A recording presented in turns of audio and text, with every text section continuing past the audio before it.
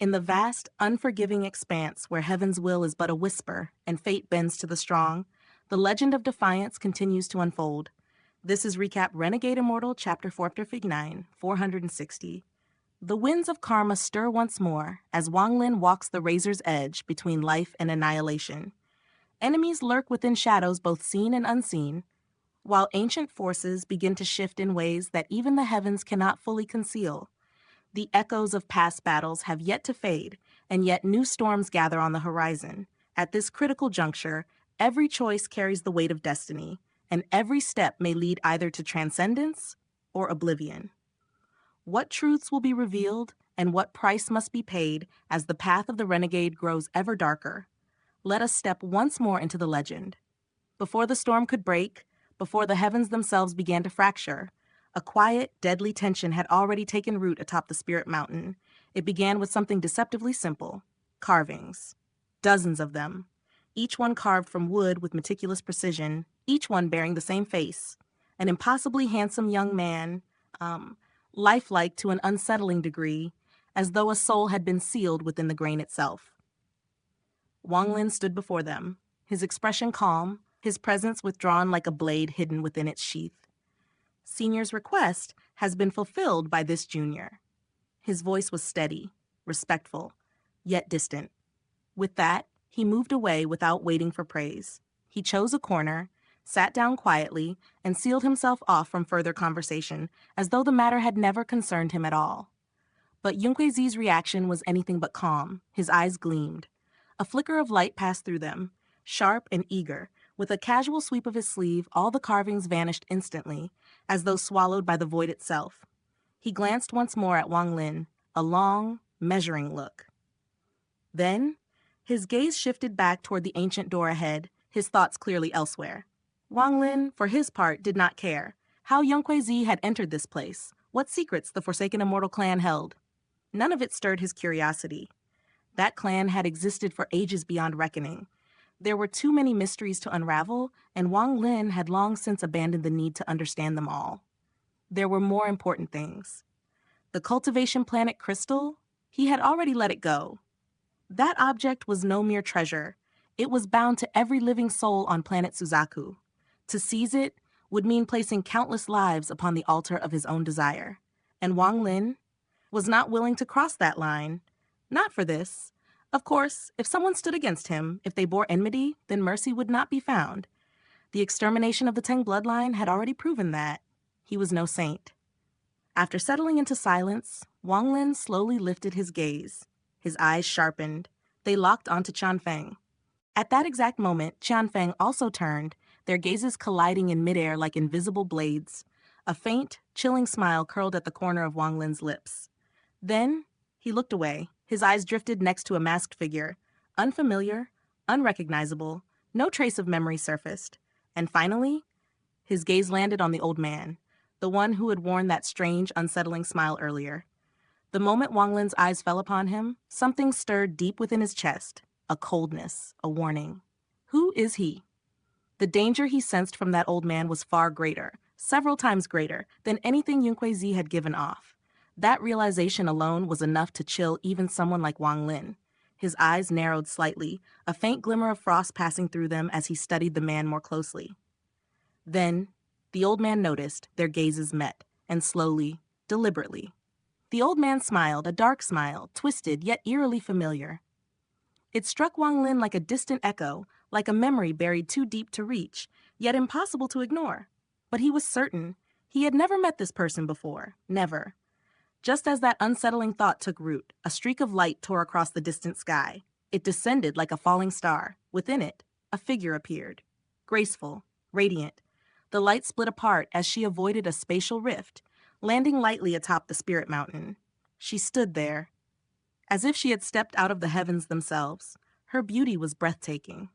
The hem of her dress rippled like waves upon a tranquil sea, rising and falling with each subtle movement, giving her the presence of a celestial maiden untouched by the mortal world. But the moment Wang Lin saw her, his expression darkened. Liu Mei. It was her, a woman he knew all too well, and a woman who, in many ways, was no different from himself, because deep within both their hearts, there existed the same thing, a sliver of ruthless resolve. Wang Lin only looked once. Then he turned away. His face returned to ice. No warmth, no hesitation, just like before. But Xianfeng's reaction was the complete opposite. The moment he recognized Lu Mei, joy lit up his face. Hope surged within him. Her arrival meant his chances of reclaiming his soul fragment had just grown stronger. Meanwhile, Liu Mei's expression carried a faint trace of sorrow. She stepped forward, toward Wang Lin. Each step was slow, measured, deliberate. Wang Lin frowned. A cold glint flashed in his eyes. Whatever had happened between them in that dreamlike illusion, it meant nothing to him. Nothing. I don't wish to be disturbed. His voice was cold, unyielding. Do not come any closer. Liu Mei stopped. She looked at him. Her gaze lingered, searching. Are you truly made of iron and stone? Her voice carried a soft bitterness. Wang Lin's eyes did not waver. Leave. One word, sharp as a blade. Liu Mei suddenly laughed, a light, almost mocking sound. Then tell me, what place does Li Muan hold in your heart? The air froze, instantly. Killing intent exploded within Wang Lin's eyes. Get lost. His voice thundered with restrained fury. Even if your domain has reached completion, killing you would not be difficult. Do not seek death. Her words had struck a forbidden place. Liu Mei had intended to shake his Dao heart, to disturb his cultivation. But she did not know. Li Muan was a name that could not be spoken lightly. It was a taboo, a wound. Anyone who dared bring it up would face death. If not for the circumstances, if not for this dangerous place, Wang Lin would have already summoned his soul flag and erased her existence without hesitation. He valued the few bonds he had in this life deeply. But to all others, he was cold, unyielding. Yes, he was truly a man of iron and stone.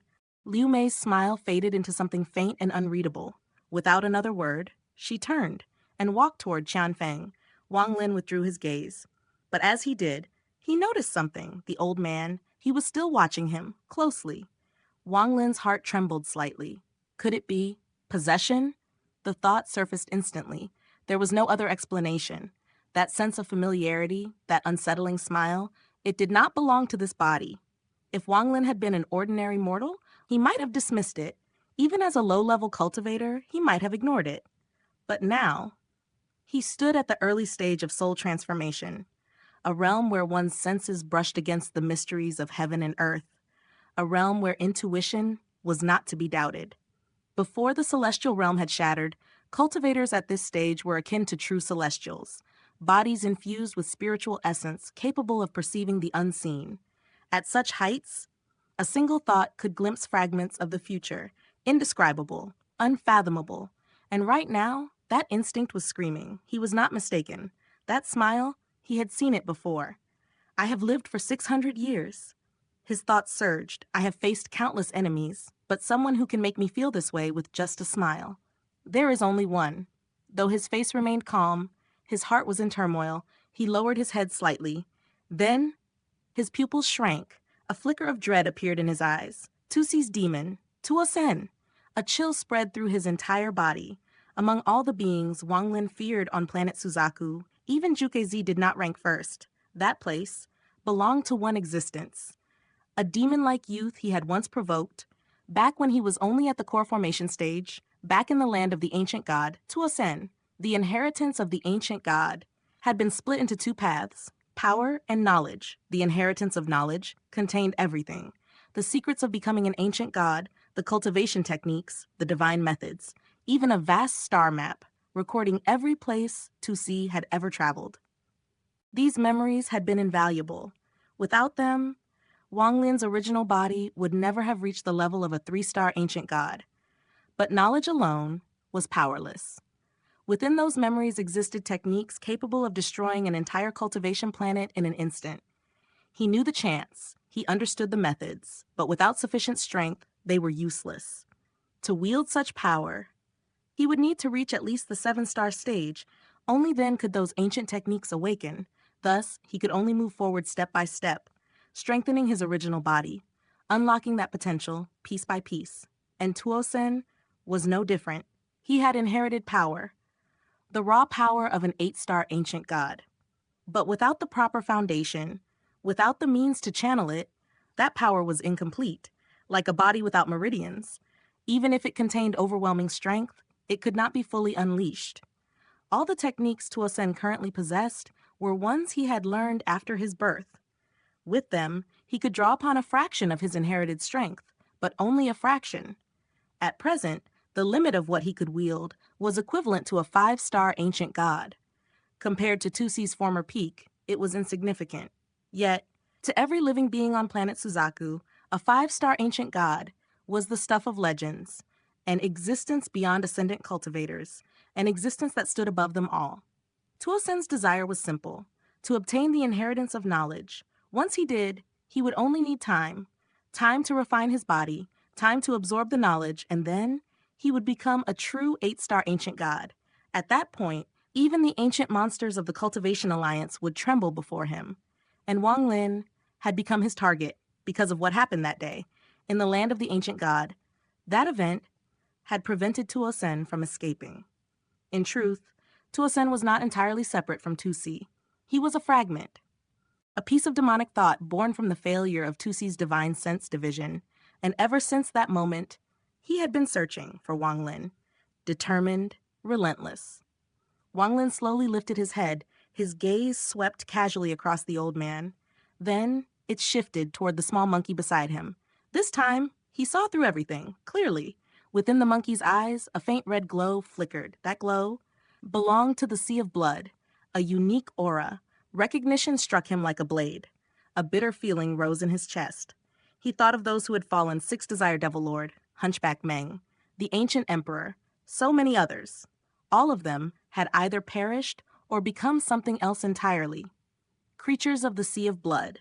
Even the ancient cultivators of Suzaku, those who had existed before the arrival of modern cultivation, their strength had been formidable. Yet, they had never surpassed the ascendant stage.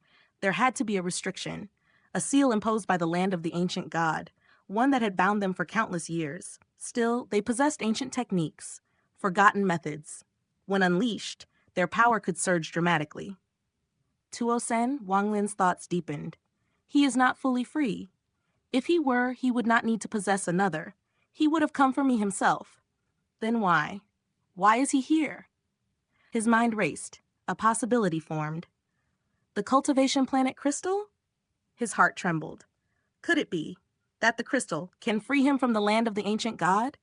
A glint of realization flashed across his eyes. And at that exact moment, the world trembled. The spirit mountain shook violently. Thunder roared across the heavens. The sky cracked for the third time. Collapse descended. The interior of the Suzaku tomb shattered. Space tore open into countless rifts. And those who had failed to reach this mountain, cultivators, members of the Forsaken Immortal clan, all of them were swallowed and died. What if the very world beneath your feet began to quietly die, and you didn't even know it had already begun? In that moment, as the collapse rippled outward, even those strange beings born from fragmented souls vanished without a trace, erased as though they had never existed. But their disappearance was only the beginning. A chain reaction spread across the land like an unseen plague. On planet Suzaku, mortals, cultivators, and even spirit beasts began to fall. No cries, no warning, no visible cause. Lives simply ended. There was no escape from it, no defense, no technique to resist it. It was a calamity, silent, merciless, and absolute. Fortunately, the deaths were not widespread, not yet. But if the cultivation planet crystal were to shatter completely, then everything, every living being on Suzaku would perish. And deep within Mount Suzaku, a chilling laughter echoed. Zhuke-Z sat hidden within the mountain's core, his expression twisted with madness. His eyes burned with deranged delight, lips curling into a cruel smile as he muttered softly to himself. "My dear junior apprentice brother, are you enjoying this little game?" His voice was low, yet filled with anticipation. This is only the beginning. The true climax has yet to arrive. Then his gaze flickered with deeper intent. "My good disciple, Qianfeng, I hope you won't disappoint me. Use the treasure I gave you, and when you do..." A sinister grin spread across his face. "Then the real performance will begin." Meanwhile, inside the inner region of the Suzaku tomb, atop the spirit mountain, the collapse surged once more. This time, it lasted for 60 breaths, and when it ended, the great stone door was nearly covered in cracks. Fractures spread across its surface like a dying web, as if it could shatter at any moment. Then, without warning, Yunque-Z moved. his figure flickered, instantly appearing before the massive door. In his hand, a straw hat materialized. With a sharp strike, he shattered it. The fragments didn't fall, they transformed. Countless glowing markings burst forth like living tattoos, blazing with light as they shot forward like meteors, slamming into the cracked door. Boom after boom echoed. The door trembled violently, cracks multiplied, spreading faster, deeper. Attack! Yunquezi roared. The two members of the Forsaken Immortal clan responded immediately, shooting into the air as their power surged, launching their attacks toward the weakened door. But at that exact moment, the old man's eyes flickered. They turned crimson. A sneer full of disdain appeared on his lips as he raised a finger toward the sky. Greed. Ignorance. His voice was soft. Yet the moment those words were spoken, the two attacking cultivators froze midair. Their bodies trembled uncontrollably. Their eyes turned demonic. Green and purple energy began to seep from their forms, swirling violently around them like corrupted mist. Then the old man spoke again. Explode. Two thunderous blasts erupted. Their bodies detonated instantly. The shockwaves surged forward, crashing into the already fractured door. When Wang Lin saw this, his pupils contracted. He recognized it immediately. The spell of the Sixth Desire Devil Lord. The impact shook the door violently. More cracks appeared. The structure groaned, on the verge of collapse. Yunquezi suddenly turned, his gaze locking onto the old man. A cold snort escaped him. Then he roared. His palm slammed against the door. Boom! A heaven-shaking explosion roared through the Suzaku tomb. On the left side of the door, a fragment broke free. And from within, a beam of golden light shot out. It pierced upward, reaching the sky, standing there like a pillar between worlds. Without hesitation, Yunquezi transformed into a streak of red light and rushed through the opening. The old man followed closely behind. The others wasted no time. Spells flared. Figures surged forward. They all rushed into the breach. Wang Lin stepped forward. He was the fourth to enter. The moment his foot crossed the threshold, smoke erupted around him, and his figure vanished within it. On the other side, a vast golden sea stretched endlessly. Its surface shimmered with divine light, boundless and silent. At the far horizon, a lone golden island floated, and upon it, a magnificent palace stood, radiating an overwhelming golden glow. Yunquezi's eyes gleamed. Without pause, he shot toward the island. The old man followed, only about 300 feet behind. On his shoulder, the small monkey's eyes lit up with excitement. Elsewhere, Chanfeng and Lu Mei flew forward at full speed, their movements sharp and determined. Zhou Wutai and Zixin hesitated. Their speed slowed. They chose caution, rather than recklessness. As for the masked figure, he didn't even glance at the island. Instead, his gaze lowered to the golden sea beneath him. He observed and pondered. Meanwhile, Wang Lin moved like lightning. His body streaked across the sky toward the palace. In mere moments, beams of light crisscrossed the heavens, sonic booms trailing behind them. Yunquezi arrived first. Without hesitation, he descended and charged straight into the palace. At that same instant, the old man's eyes flared crimson. He grabbed the monkey. With a roar, he hurled it forward with immense force. The monkey used that momentum. Its body vanished, and when it reappeared, it was ahead of Yunquezi, even faster. Yunquezi's expression darkened. He snorted coldly and rushed in after it. But just as they approached, the palace trembled. Blinding rays of light burst outward. Yunquezi was forcibly repelled, pushed back with an ugly expression, shock filling his eyes. The monkey was also thrown out. It squeaked sharply. From its eyes, red light extended outward, like blades of energy, each about an inch long. Its gaze locked onto the palace, filled with hostility. It did not return to the old man. It remained watching. Then, a deep rumble echoed. From within the palace, a figure emerged. A burly man clad in golden armor stepped forward. His presence was overwhelming, majestic, terrifying. In his hand, a massive golden sword radiated brilliance. His long black hair flowed behind him. With a single leap, he appeared above the palace. His cold gaze swept across everyone. Then, he swung his sword.